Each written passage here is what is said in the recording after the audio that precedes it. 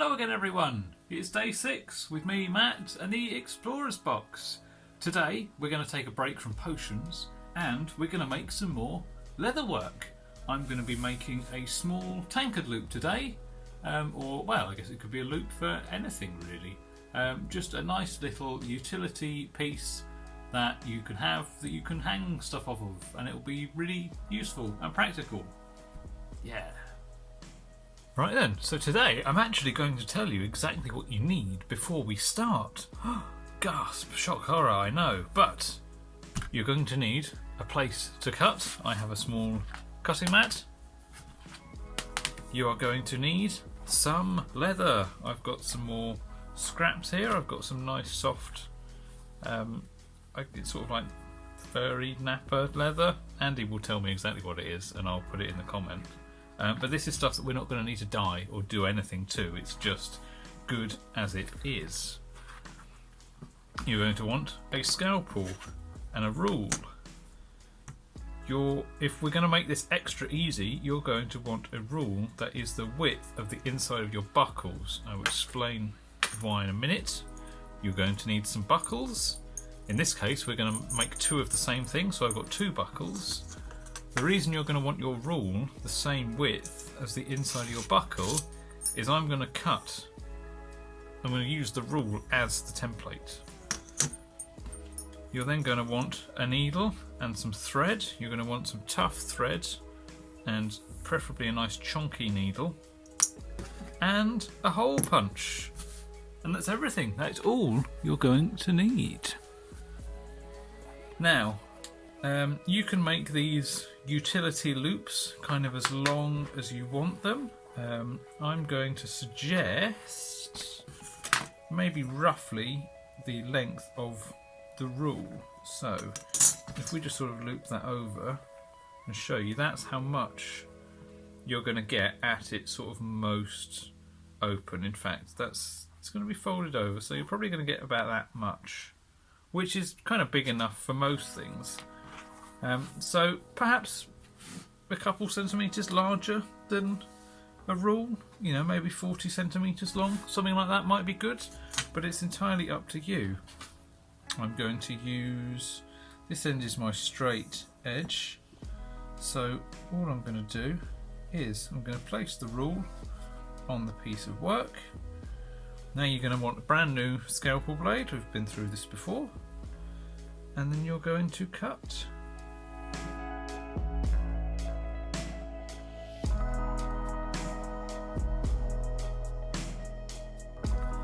So then we have a bit of leather that is about 40 centimetres long.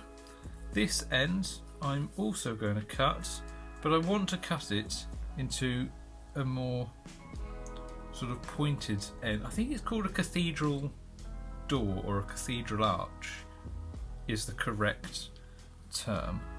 So I'm going to line mine up on my cutting mat and I'm actually going to use the squares on it. What I'm going to do is I'm going to cut a curve that I'm happy with. Then I'm going to put that leather on top and I'm going to follow the same cut to try and mirror it. So just freehanding like that.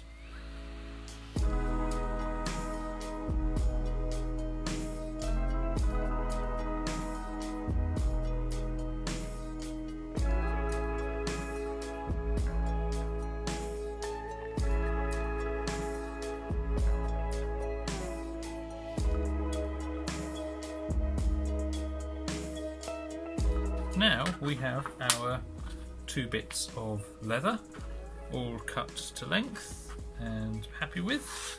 Now what you want to do is this rounded end is going to become the one where the buckle goes.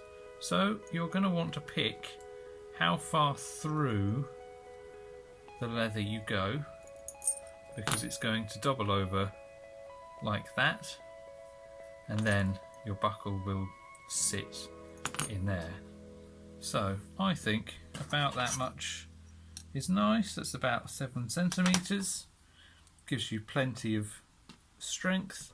It also shortens this to a bit more of a manageable length, because I don't think you we're not going to want a huge loop. So let's mark that out, what you're going to want to do. And this, now you are going to want a pencil here. So I'm going to do it properly. I'm not going to cheat. I'll be right back with the correct writing implement that I should have told you about originally. 7 centimetres-ish, we said. So I'm going to mark a dot there. I'm going to do the same. I'm going to do both as we go now. 7 centimetres.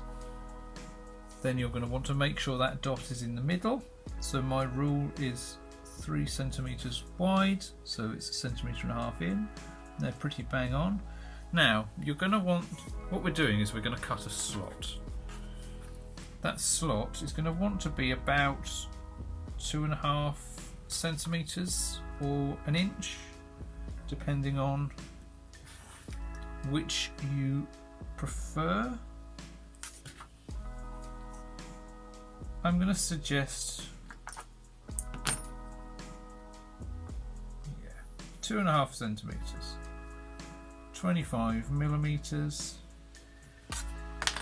Then what you want to do is you want to get your hole punch. Now if, like me, you've got one on a wheel, you're going to want to use the largest punch available. If you've got individual ones that you hammer, then I am using a 5mm hole, and you're going to want to punch a hole either end of the line you've drawn.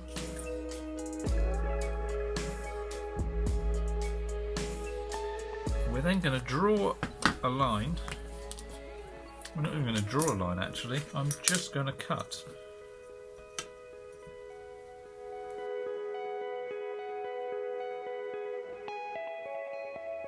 We've got our slot.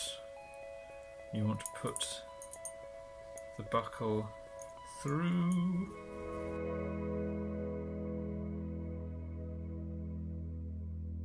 So then what we need to do is we need to stick this down. Now for this one, we could rivet it. We could very much rivet it like I did with the tool loop. However, I'm going to show you a different way. I'm going to show you how you can stitch it. I'm going to sew 2 straight lines. So what I do is I mark those 2 lines there. They're about 5mm in from, no they're not, they're about 6mm in.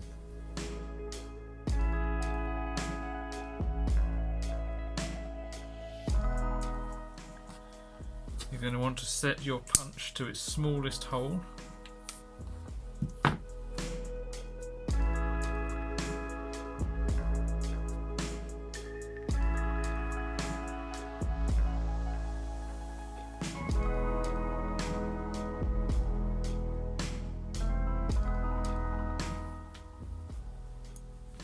Then you're going to take your needle and thread.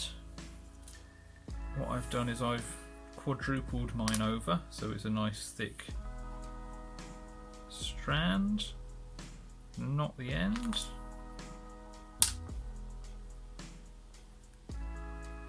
You might even want to super glue yours together. You want to start under the first one so that the thread is hidden away. And go both through that one. Then you're just going to want to do a running stitch and then come back on yourself so that you end up with something that looks like a saddle stitch.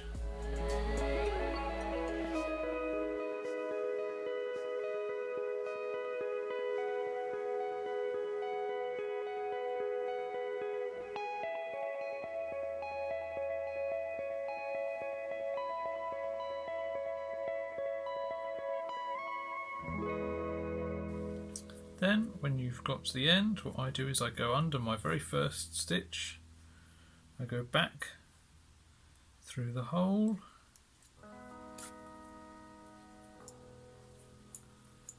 I like to go under that stitch as well, and then I'm going to go through the leather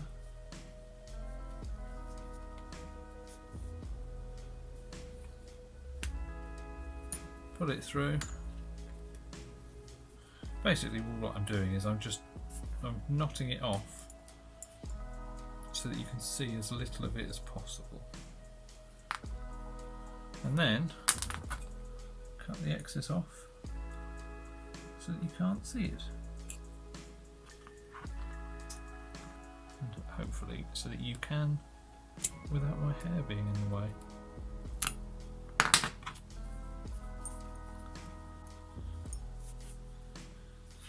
There you have it. Now this is quite thick and chunky, mainly just so I can show you what it looks like.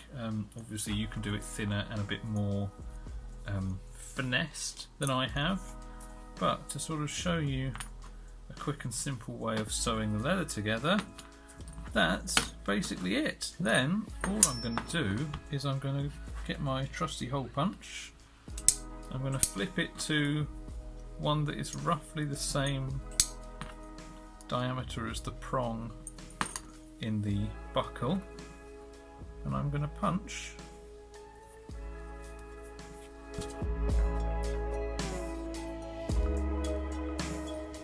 And there you have a very simple, very practical and useful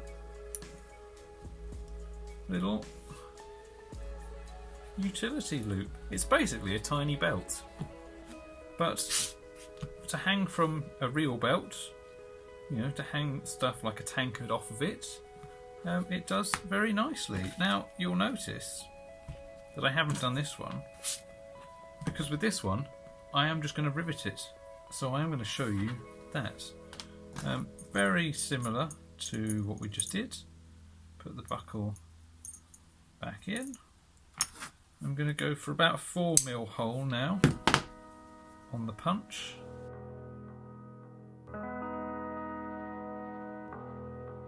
Then what I'm going to do is I'm just going to grab those rivets, I'm going to bash them in, because you've seen me do that before, so one moment.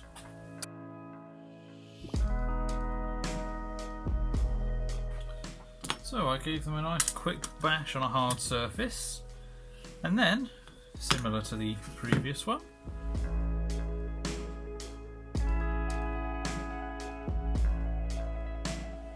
we are all nicely done. 2 utility straps. Right, what are we up to now? Day 6. Maybe this time I've got my whole head in the camera. Day 6. Thank you very much for sticking with us. I hope you're still enjoying it. Today we've done little utility loops. Hopefully you learned something new. Tomorrow I might look at the thesaurus and find another word instead of using hopefully a lot. But we're done. It's all good. Add it to the box. We'll see you again tomorrow. Bye.